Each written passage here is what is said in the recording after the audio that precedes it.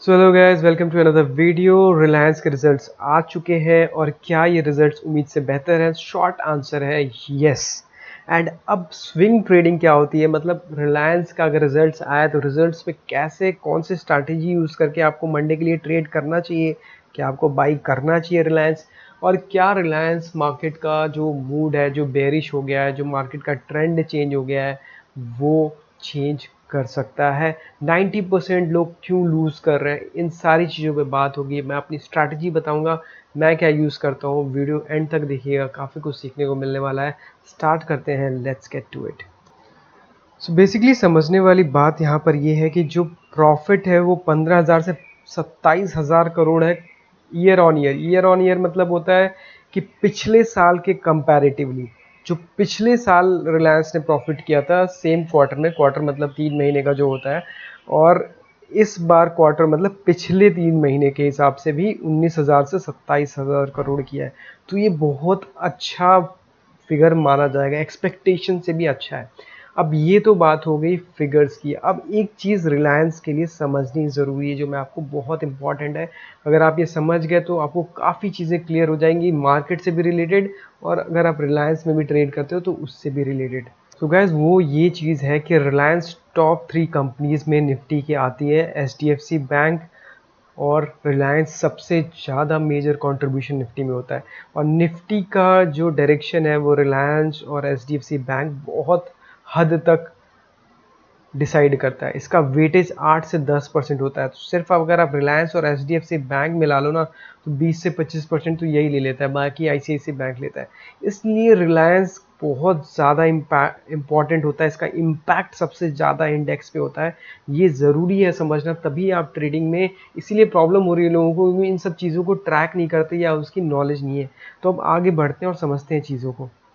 अब आते हैं सबसे इम्पॉर्टेंट चीज़ पे, जो कि है इसका चार्ट। मैंने आपके सामने रिलायंस का चार्ट खोला हुआ है, ये आप देख सकते हो वन डे का चार्ट है। मतलब वन डे का मतलब क्या होता है, एक एक जो कैंडल ये फॉर्म हो रही है ना, एक एक कैंडल, ये एक एक दिन की ट्रेडिंग है।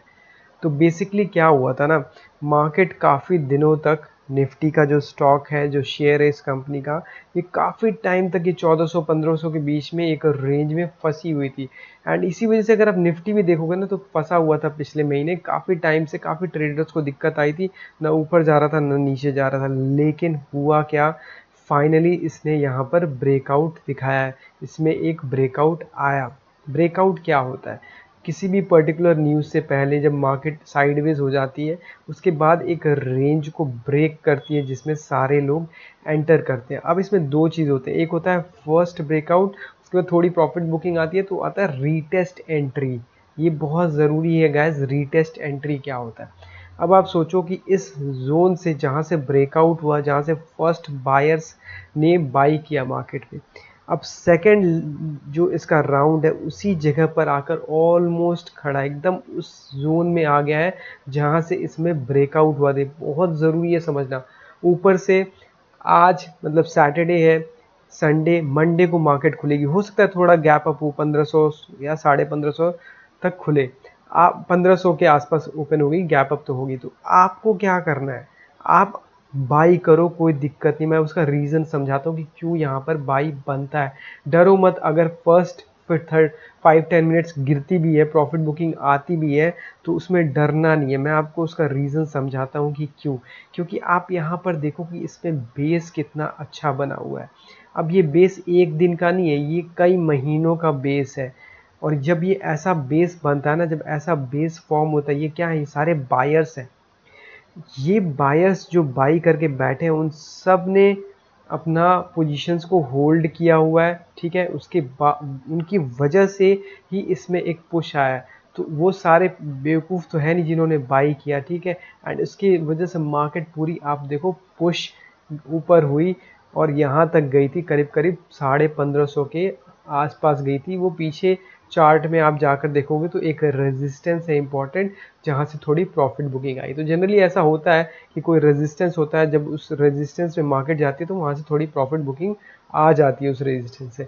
तो कहने की बात ये है कि एकदम बहुत ही अच्छे जगह पर आकर और ऐसा रिजल्ट आना, तो यहाँ पर से हम कह सकते हैं कि एक नई मूवमेंट की यहाँ से शुरुआत है जो मार्केट को मूव करेगा। लेकिन एक चीज़ हमेशा याद रखना, आपको थोड़ा सा स्टॉप लॉस लेके भी चलना है। मान लो गिरती है मार्केट और 3 बजे तक 1440 या 1430 चली जाती है ना, तो आप इसको एग्जिट कर दो। तो मतलब आपके पास 50 से 60 रुपए का आपको स्टॉप लॉस लगाना है। मैं आपको पोजिशनल ट्रेडिंग की बता रहा हूँ कि जैसे आप लॉन्ग टर्म के लिए होल्ड करना चाहते हो, आपने देखा कि रिजल्ट अच्छा है, तो अब इसको लेना चाहिए कि नहीं लेना चाहिए। तो बेसिकली क्या है, ये उस जोन में आकर खड़ा है।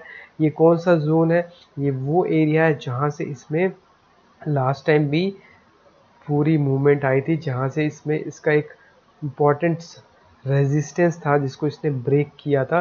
तो होता क्या है, स्टॉक मार्केट ऐसे ही काम करता है कि जब कोई एक रेजिस्टेंस है, जिस रेजिस्टेंस को, जैसे मान लो कि एक रेजिस्टेंस है जिससे ऊपर जाने में इसको दिक्कत हो रही थी, और एक बार के लिए जब ये ब्रेक कर जाता है तो यही रेजिस्टेंस हमारे लिए सपोर्ट बन जाता है।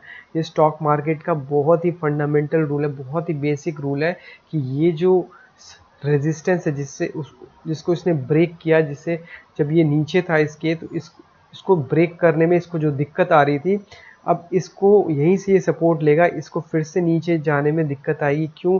क्योंकि ये सारे बायर्स हैं जिन्होंने मार्केट को होल्ड किया हुआ है, क्योंकि बायर्स और सेलर्स से ही मार्केट चलती है। लेकिन फॉर एग्जांपल ऐसा हो सकता है कि कोई ऐसी न्यूज़ या कुछ भी ग्लोबली ट्रम्प ने अगर कुछ ऐसा टैरिफ लगा दिया, तो इसका स्ट्रक्चर कब ब्रेक होगा? जब ये 1440 के नीचे जाने लग जाए। अगर 1460 से, तो अभी यहाँ से तो गैप अप होगी, तो अगर आप बाई करते हो तो ठीक है, स्टॉप लॉस आप रखो, इसके थोड़ा सा बफर देना चाहिए, क्योंकि कई बार क्या होता है, फेक ब्रेकडाउन भी होता है। तो ये 1460 है, तो मैं आपको कह रहा हूँ कि 10 रुपये या 20 रुपये का आप और स्टॉप लॉस थोड़ा सा नीचे रख लो। तो उससे क्या होगा कि आपको इसमें ब्रीदिंग स्पेस मिल जाएगा, और एक बार के लिए थोड़ा सा ऊपर चला गया तो फिर अपने कॉस्ट टू कॉस्ट पे स्टॉप लॉस लगा सकते हो। और मार्केट ना कभी एक डायरेक्शन नहीं चलती, स्विंग्स लेती है। तो अगर ये स्विंग लेके थोड़ा नीचे आता है और फिर नया हाई बनाता है, तो इसके नीचे अपना स्टॉप लॉस लगा दो, और इस तरीके से आप इसको राइड कर सकते हो। ये तरीका होता है रिजल्ट आने के बाद कैसे आपको ट्रेड करना चाहिए। आपको देखना है कि सपोर्ट और रेजिस्टेंस कहाँ पर है, उस हिसाब से ट्रेड करना है। तो आई होप आपके कुछ डाउट्स क्लियर होंगे कि कैसे चार्ट्स पे पढ़ना होता है, चार्ट्स पे कैसे देखना होता है। और यहीं पे लोग गलती कर जाते हैं, वो ये लोग ये नहीं देखते कि पोजीशनिंग कहाँ है। पोजीशनिंग अगर अभी ये ऊपर की साइड पे होती ना, अगर आप पीछे चार्ट पे देखोगे, तो जहाँ से इसमें प्रॉफिट बुकिंग आई है वो यहाँ से क्यों आई है? क्योंकि ये एक इम्पॉर्टेंट क्लस्टर था जहाँ से ब्रेकडाउन आया था, इसीलिए उसी जगह से ब्रेकडाउन आया था। ये वीकली चार्ट है, 1 वीक का चार्ट है, यहाँ पर देखो लेफ्ट साइड में देखिएगा। तो उसके बाद का नेक्स्ट जो हमारा टारगेट है वो है 1625 1620 का। क्यों? क्योंकि वो हमारा ऑल टाइम हाई है।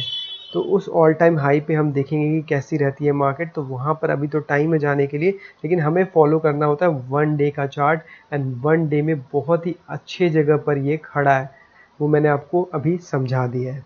सो अब बात करते हैं निफ्टी की। देखो निफ्टी में क्या हुआ ना कि बहुत बड़ा क्रैश आया अभी, जो लास्ट ट्रेडिंग हुई ना फ्राइडे को, उस दिन एक क्रैश आया क्योंकि 25,000 को ब्रेक किया इसने। अब 25,000 एक इम्पॉर्टेंट सपोर्ट था, उसको मैं अभी आपको दिखाऊंगा चार्ट पे। अब इस चीज़ को अगर आपको समझना है तो सबसे पहले जो आपको चार्ट ओपन करना है 1 डे का ओपन करना है। 1 डे मैं बार बार फोकस कर रहा हूँ, कोई भी आपको कंपनी का शेयर है या निफ्टी है, बैंक निफ्टी, उसमें 1 डे का चार्ट बहुत इंपॉर्टेंट है। ये बहुत सारे लोग नहीं समझ पाते। अब इसमें हुआ क्या है कि देखो, जो इसका प्रीवियस लेवल था ना जहाँ से इसमें सेलिंग आई थी, देखो यहाँ पर, ये दिसंबर 2024 की बात है, यहाँ देख सकते हो। तो 2025 स्टार्ट हो रहा है जनवरी में, तो दिसंबर के टाइम पे यहाँ पर एक सेलिंग आई थी जिससे कि पूरी मार्केट क्रैश हुई थी। एंड उसके बाद वापस से गेन करने की कोशिश की, उसी जोन में आप देखो जाकर पूरा एक कंसोलिडेट किया।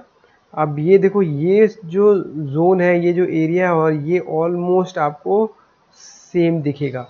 तो सपोर्ट एंड रेजिस्टेंस इसी तरीके से काम करता है गाइस। एक बार के लिए मार्केट वहाँ गिरी, उसी जगह जाके थोड़ा सा टाइम स्पेंड करेगा, उसके बाद ब्रेकआउट देता है। अब यहाँ समझना क्या है वो ज़रूरी है, निफ्टी का स्ट्रक्चर समझना, कि उस जोन से जब ये ब्रेकआउट दिया, सो हुआ क्या है यहाँ पे, जो इसमें अप मूव आई थी पहले, और उसके बाद ये गया कंसोलिडेशन में, जैसे निफ्टी भी गया था, ठीक है।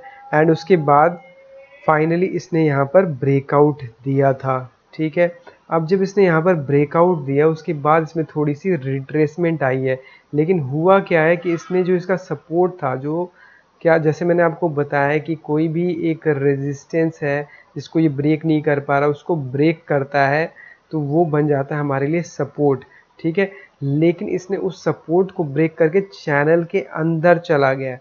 तो जब चैनल के अंदर चला जाए, चैनल मतलब ये जो हाई और ये लो है इसके इन साइड में आ गया है, ठीक है, ये आ गया ना इसके अंदर, तो ये जो स्विंग हाई है ना यहाँ पर, ये इसके ऊपर जब तक ये नहीं जाता तब तक इसका स्ट्रक्चर चेंज नहीं होगा निफ्टी का। और वो करने का दम सिर्फ निफ्टी को अगर चलना है तो दो लोगों को चलाना पड़ेगा, रिलायंस और एचडीएफसी बैंक। तो आ जाएगा एचडीएफसी बैंक का रिजल्ट। अगर एचडीएफसी बैंक का रिजल्ट भी आ गया अच्छा, तो फिर हम कह सकते हैं कि मार्केट का ट्रेंड जो है वो चेंज होने के लिए तैयार है। इस चीज़ को मैं आपको ना छोटे चार्ट पे भी दिखा सकता हूँ, तो आपको वहाँ पे क्लियरली दिख जाएगा कि दो लेवल्स क्यों इंपॉर्टेंट है, एक 25,000 का और एक 25,250 का। मैं आपको दिखाता हूँ सबसे ज़रूरी जो होता है आर्ली चार्ट। आर्ली चार्ट पे आप देखोगे तो जहाँ से ब्रेकआउट आया था इसमें वो लाइन ड्रॉ कर लेते हैं।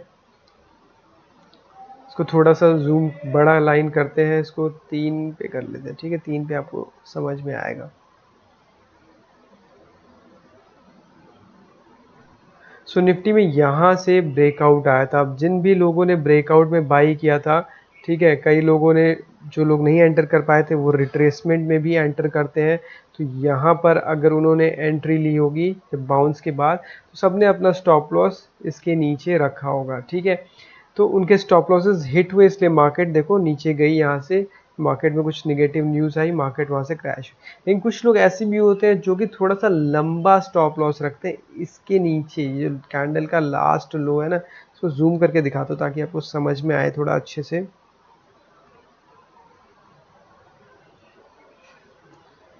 सो बेसिकली क्या हुआ कि जो भी बायर्स थे यहाँ पर जिन्होंने बाइंग पोजीशन अपनी ली थी, या फिर जो लेट एंट्री कर रहे हैं, ठीक है, तो जो अग्रेसिव बायर्स होते हैं, जो थोड़ा सा छोटा स्टॉप लॉस लगाते हैं, वो क्या करते हैं जब मार्केट यहाँ से स्विंग ली ऊपर की साइड गई तो अपने स्टॉप लॉस को रेज करके इसके नीचे लगा देते हैं।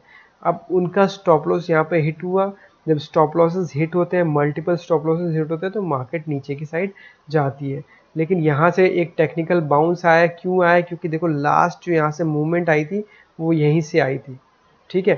फिर इसको अगर आपको देखना है तो यहाँ पर भी आप देखो, यहाँ से भी उसी जगह से मूवमेंट आई, क्यों, जो जिन लोगों ने शॉर्ट किया मार्केट को उन्होंने अपनी प्रॉफिट बुकिंग करी होगी ये लेवल देख के।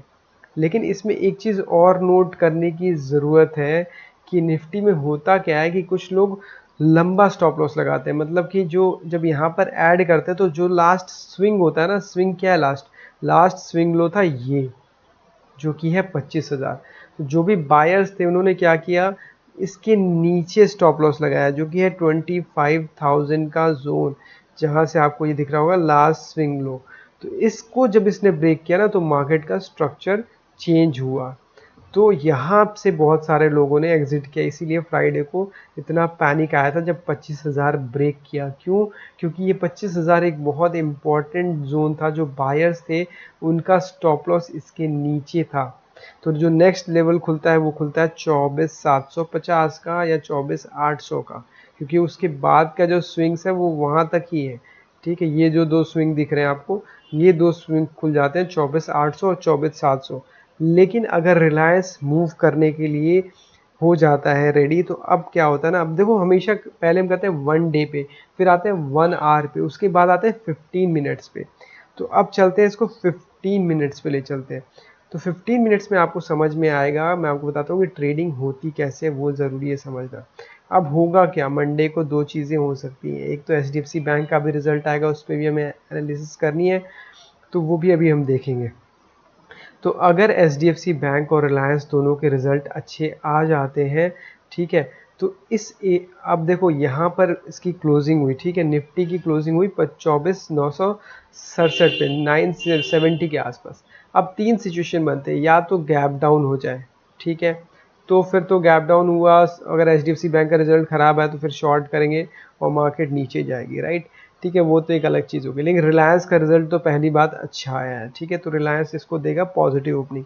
अगर एचडीएफसी बैंक का भी रिजल्ट अच्छा आ जाता है तो हम देखेंगे कि गैप अप हो रहा है कि नहीं। अगर मार्केट गैप होती है 25,100 के आसपास ओपन होती है तो ये जो लास्ट 25,025 का सपोर्ट है ना, इस जोन में हम देखेंगे कि ये आ रहा है, तो यहाँ पर आने के बाद थोड़ा सा रिट्रेस अगर हो रहा है, यहाँ पर एक कैंडल फॉर्म होना चाहिए।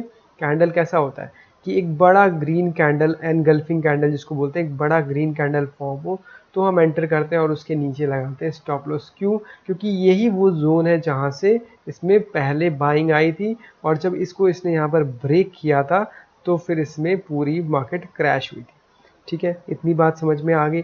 फिर से मैं आपको समझाता हूँ। या तो देखो, फ्लैट अगर ओपन होता है तो दो चीज़ें होंगी, यहाँ पर जाएगा धीरे धीरे करके पहले 1 घंटे में, और यहाँ पर आने के बाद अगर एक बड़ी कैंडल बनती है जो इसको पूरी तरीके से ब्रेक कर देती है, तो ये हमारी एंट्री होगी। जो स्विंग होगा उसके नीचे हम स्टॉप लॉस लगाएंगे। दूसरी चीज़ होती है कि मार्केट में एचडीएफसी बैंक का भी रिजल्ट खराब हो जाए और रिलायंस का भी रिजल्ट लोगों को पसंद नहीं आए, या ट्रंप कुछ टैरिफ ठोक दे, तो ये 24,925 जो लो बना है ना, इस 24,925 के पास जब मार्केट आएगी ना, तो यहाँ पर एक बड़ी रेड कैंडल बननी चाहिए इस तरीके की जैसे यहाँ पर बनी है।